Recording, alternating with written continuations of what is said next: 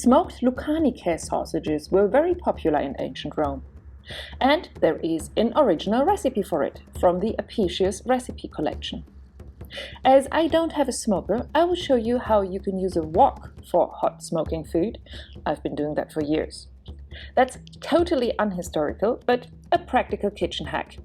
Please make sure the place where you smoke your sausages is well ventilated.